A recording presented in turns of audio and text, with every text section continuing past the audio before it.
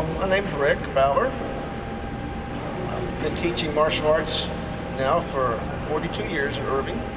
I started off at 14 when in an art Shorin-ryu with my old instructor Dave Davis back when I was 14, and moved from there to Keith C, which taught me my Kenpo in the beginning. I have a school in Irving, Texas.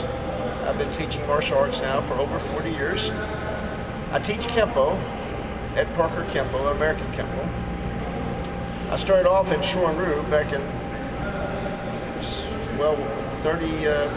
46 years ago.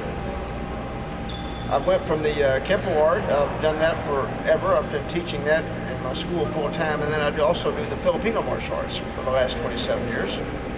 And I teach also the Russian Sistema. I've been doing that now for 8 years.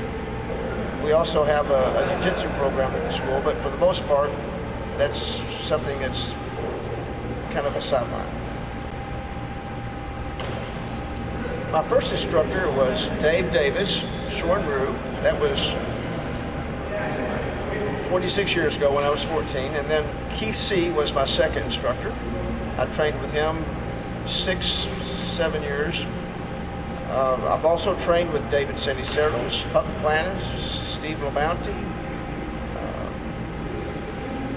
numerous Kenpo instructors. The Russian martial arts, Vladimir, I've trained for the last 8 years in the Russian martial arts, and it's more of an internal art, so I've kind of softened up my arts and moved them more into an internal art, where they're more relaxed, where I can continue to do them as I grow older.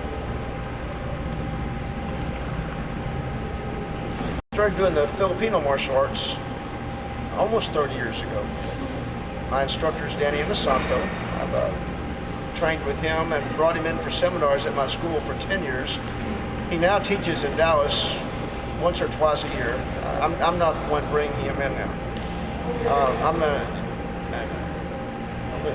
fourth-year apprentice with Danny Inosanto in the June Fine and also in the Filipino martial arts. That art has influenced my Kenpo tremendously. In fact, it deals a lot with timing, entries, moving more from a fighter's aspect of it instead of so much from a karate end of it. So it's a good blend for the arts. Each art I teach it influences me tremendously as I'm doing it. All the attributes that are brought in from these arts blend well with what I'm doing. The Filipino arts, I needed it at the time because it really brought in the timing and timing relationships and moving more from a fighter's point of view. As soon as I got into the Sistema, the internal aspect of it, relaxing, that led well into my other arts because it was kind of a finishing art. It matured my art well. The Brazilian Jiu-Jitsu I did gave me a lot of training from the ground. I like doing it, but as you get older, that's not an easy art to blend into a lifestyle where you're trying to do this forever and not have to stop for any reason.